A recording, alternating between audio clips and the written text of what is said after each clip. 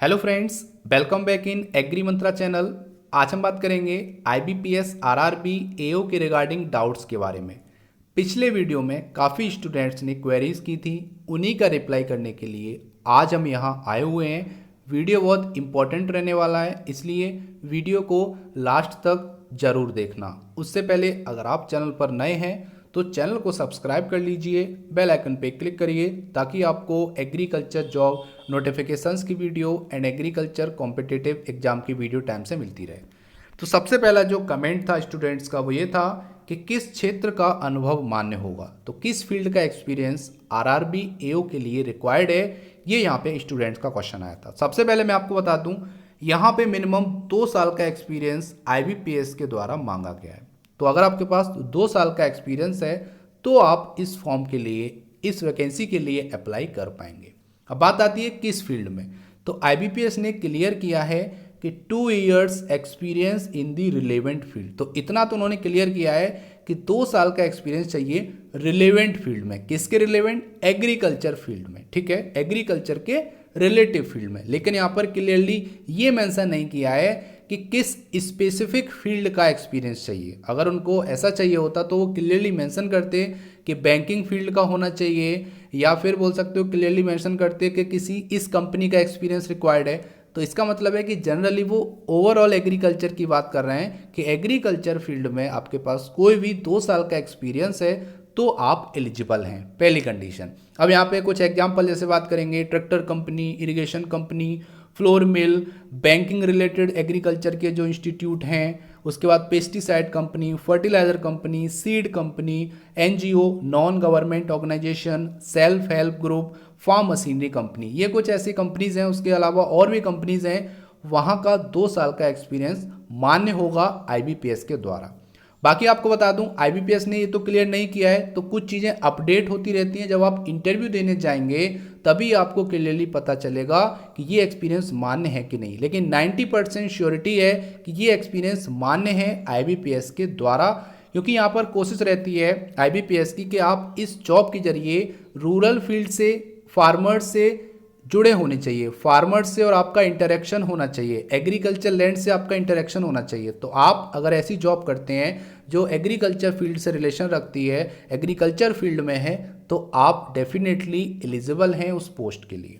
दूसरा क्वेश्चन आपके माइंड में आता है कि अगर हमारे पास 1 साल 11 महीने का एक्सपीरियंस है तो क्या हम एलिजिबल होंगे? आप नहीं होंगे, क्योंकि आईबीपीएस ने क्लियर लिखा हुआ है मिनिमम 2 साल का एक्सपीरियंस होना चाहिए। तो 2 साल से कम का नहीं होना चाहिए, ज़्यादा का है तो चल जाएगा, ठीक है। तो यहाँ पर आपको ये क्लियर करके चलना है कि थोड़ा सा भी अगर कम है, ऐसे मान लो 24 महीने का मांगा गया है, आपके पास 23 महीने 20 दिन का एक्सपीरियंस है, तब भी आपको आईबीपीएस डिसक्वालीफाई कर देगा। तो ये चीज़ आपको थोड़ा सा याद रखना है।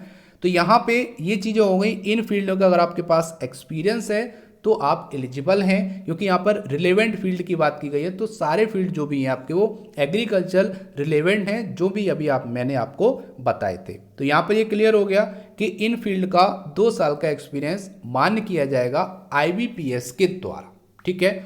अब यहाँ पे एक और क्वेश्चन आया था स्टूडेंट्स का कि शिक्षक के तौर पर 2 वर्ष का अनुभव मान्य होगा या नहीं। ये काफ़ी इंपॉर्टेंट क्वेरी थी जो स्टूडेंट ने की है। तो मैं आपको बता दूं, एज ए टीचर, अगर आप टीचर हैं, आपके पास 2 साल का एक्सपीरियंस है, तो you are eligible for RRB एओ।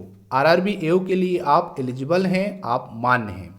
बस कंडीशन ये है, उनका ये मोटिव रहता है बीपीएस बोर्ड का, जब आप इंटरव्यू देने जाओगे तो वो कहते हैं कि आपने टीचिंग किया है, आपका एग्रीकल्चर फील्ड से मतलब है कि फार्मर से या फिर फार्मिंग जो हो रही है उससे आपका कोई प्रैक्टिकल इंटरेक्शन नहीं है। आप कैसे फार्मर्स को अवेयर करोगे किसी स्कीम के बारे में या किसी प्रोग्राम के बारे में? तो इसलिए थोड़ा सा वहाँ पर कन्फ्यूजन होता है, थोड़ा सा उनको डाउट रहता है। लेकिन डेफिनेटली आपको वहाँ पर एलिजिबल किया जाता है आईबीपीएस के द्वारा। थोड़ी सी कंडीशन यहाँ पर यह है कि आपको मार्क्स कम दिए जाते हैं। तो मैं आपसे यही बोलूँगा, यही रिक्वेस्ट करता हूँ कि आप अपने मेंस एग्जाम पे, अपने रिटन एग्जाम पे फोकस कीजिए। अगर आप इधर ज़्यादा मार्क्स ले आएंगे तो आपको इंटरव्यू में बॉटम पर भी मार्क्स मिलेगा, मतलब 40% मार्क्स भी मिल जाएंगे, तब भी आप फाइनल मेरिट में सिलेक्शन ले सकते हैं। तो यहाँ पर जरूरी है आपका मेरिट में अच्छा मार्क्स आना, और वो मेरिट में मार्क्स आएगा आपका रिटन की वजह से। तो अगर आप रिटन में अच्छा कर रहे हो, जहाँ पे 240 क्वेश्चन आएंगे, 200 मार्क्स। अगर आप उसमें अच्छा करेंगे तो डेफिनेटली आपके चांस हैं एज ए टीचर भी एओ बनने के। ये क्लियर है। तो यहाँ पर एग्रीकल्चर फील्ड में कोई कंपनी है वहाँ का भी एक्सपीरियंस चलेगा, और एज ए टीचर आपने अगर 2 साल पढ़ाया है, 2 साल का एक्सपीरियंस है, तब भी आपका एक्सपीरियंस मान्य होगा। अब ये डिपेंड करता है कि जब आपका इंटरव्यू होता है उस टाइम पर अगर कोई पॉलिसी चेंज ना हो जाए तो। अगर पॉलिसी चेंज नहीं होती है तो अभी तक जो चला आ रहा है ट्रेंड, वहाँ पे टीचर्स को एलिजिबल किया जाता है। बस कंडीशन ये है कि वहाँ पर मार्क्स उनको कम दिए जाते हैं। मतलब है कि 40% 45% मार्क्स केवल दिए जाते हैं, तो उनको केवल बॉटम लेवल पर रखा जाता है। अगर आपके रिटन में मार्क्स अच्छे हैं तो आप डेफिनेटली अच्छा कर सकते हैं उस फील्ड में, और वहाँ पर आपको जॉब मिल सकती है। तो उम्मीद करता हूँ इस इंपॉर्टेंट क्वेरी के बारे में भी आपको रिप्लाई मिलके आप सेटिस्फाई हुए होंगे। तो यहाँ पर 2 चीज़ें क्लियर हो गई। और एक और इंपॉर्टेंट क्वेश्चन जो स्टूडेंट की तरफ से आ रहा था कि किस ब्रांच के डिग्री धारक इस परीक्षा के लिए पात्र हैं, तो क्लियरली मेंशन्ड है कि bachelor degree in agriculture, horticulture, dairy technology, animal husbandry, forestry, veterinary science, agriculture engineering मतलब BTech agriculture, pisciculture from a recognised university. तो यहाँ पे बात की गई है कि इन सभी ब्रांचेस में आपके पास बैचलर डिग्री होनी चाहिए या बीटेक एग्रीकल्चर होना चाहिए और इट्स इक्विवेलेंट, और यहाँ पे इक्विवेलेंट भी बोल दिया गया है। इसका मतलब है कि और इसके समकक्ष आपके पास कोई डिग्री है जो एग्रीकल्चर की समकक्ष मानी जाती है, तो वहाँ भी आप एलिजिबल हैं। मिनिमम 50% मार्क्स रिक्वायर्ड है, मतलब आपके पास इस डिग्री में 50% मार्क्स होने चाहिए तो आप एलिजिबल हैं। यहाँ पे क्वेश्चन किए थे स्टूडेंट ने कि सर फॉरेस्ट्री के लिए हम एलिजिबल हैं या नहीं है, तो फॉरेस्ट्री वाले जो स्टूडेंट हैं वो भी एलिजिबल हैं, फिशरी वाले जो स्टूडेंट हैं वो भी एलिजिबल हैं। तो यहाँ पे एग्रीकल्चर के या फिर उसके समकक्ष आपके पास कोई डिग्री है तो सभी स्टूडेंट एलिजिबल हैं, फॉर्म भर सकते हैं, एग्जाम दे सकते हैं। अगर आपने एग्जाम क्वालिफाई किया तो इंटरव्यू भी आप दे सकते हैं। मिनिमम 50% मार्क्स आपके होने चाहिए, ये यहाँ पे क्लियर मेंशन है। तो यहाँ पे एग्रीकल्चर के सभी छात्र अप्लाई कर पाएंगे, ये भी यहाँ पे क्लियर हो गया।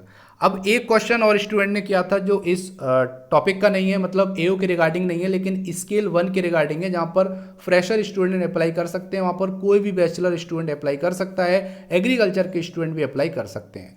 तो वहाँ पे काफ़ी स्टूडेंट क्वेश्चन में कमेंट किया था उन्होंने कि क्या सर अंतिम वर्ष के छात्र इस परीक्षा में उसके पात्र होंगे कि नहीं होंगे। तो आपको बता दूं, जो भी स्टूडेंट 7 या 8 सेमेस्टर में अभी पढ़ रहे हैं उनके लिए बता देता हूं कि अगर आपकी डिग्री अभी क्लियर नहीं है, मतलब आपके एग्जाम नहीं हुए हैं, तो आप यहाँ पे एलिजिबल नहीं हैं। लेकिन जो 8 सेमेस्टर के स्टूडेंट हैं जिनके एग्जाम हो गए हैं और उनकी डिग्री फॉर्म की लास्ट डेट होने से पहले पहले आ जाती है, अगर डिग्री नहीं आती है तो अगर मार्कशीट भी आ जाती है फाइनल सेमेस्टर की, तब भी आप एलिजिबल हैं। मतलब है कि 21 जुलाई तक अगर आपकी डिग्री या फिर आपकी फाइनल ईयर की मार्कशीट या फाइनल सेमेस्टर की मार्कशीट आपको मिल जाती है, तब भी आप एलिजिबल हैं इस एग्जाम के लिए, स्केल 1 के लिए, ठीक है, जहां पर एग्रीकल्चर स्टूडेंट को प्रेफरेंस दी जाएगी। तो ये भी आपका क्वेश्चन यहाँ पे क्लियर हो गया है कि जो भी लोग अंतिम वर्ष में हैं या फिर अंतिम सेमेस्टर में हैं, उनके लिए कंडीशन है केवल वही लोग अप्लाई कर पाएंगे जिनका 8 सेमेस्टर का एग्जाम हो गया है और उनका जो मार्कशीट है फाइनल ईयर का या फाइनल सेमेस्टर का वो 21/7 से पहले पहले आ जाए। अगर 21 जुलाई से पहले आपकी मार्कशीट आ जाएगी तो आप इजीली फॉर्म को अप्लाई कर सकते हैं, अदरवाइज आप उस फॉर्म को अप्लाई नहीं कर सकते हैं। तो ये था आज का important session regarding queries of IBPS RRB AO exam. उम्मीद करता हूँ आपको सारे डाउट आपके क्लियर हो गए होंगे। अगर फिर भी आपकी कोई क्वेरी है तो आप कमेंट कर सकते हैं, मैं कोशिश करूँगा आपके कमेंट का आंसर करने की। हमारा FB पर भी पेज है एग्री मंत्रा नाम से, वहाँ आप विजिट कर सकते हैं, आपको डेली अपडेट वहाँ मिलते रहते हैं। बाकी टेलीग्राम चैनल भी है हमारा एग्री मंत्रा नाम से, वहाँ आपको सारे नोट्स, एग्जाम की वीडियोस, इन्फॉर्मेशन, PDF सारी चीज़ें अवेलेबल हो जाती हैं। अगर आप अभी हमारे टेलीग्राम चैनल से नहीं जुड़े हैं तो प्लीज़ जुड़ जाइए, लिंक डिस्क्रिप्शन बॉक्स में दे रखा है। इसका PDF भी आपको हमारे टेलीग्राम चैनल पे मिल जाएगा, जिसकी लिंक हमने डिस्क्रिप्शन बॉक्स में दे दिया, तो वहाँ जाके आप हमारे चैनल से जुड़ सकते हैं और सारी अपडेट आप पा सकते हैं। तो ये था आज का इंपॉर्टेंट सेशन देखने के लिए धन्यवाद। सेशन अगर आपको पसंद आया तो सेशन को लाइक करना और ज़्यादा से ज़्यादा सेशन को शेयर करना। So thank you for watching. जय हिंद, जय भारत।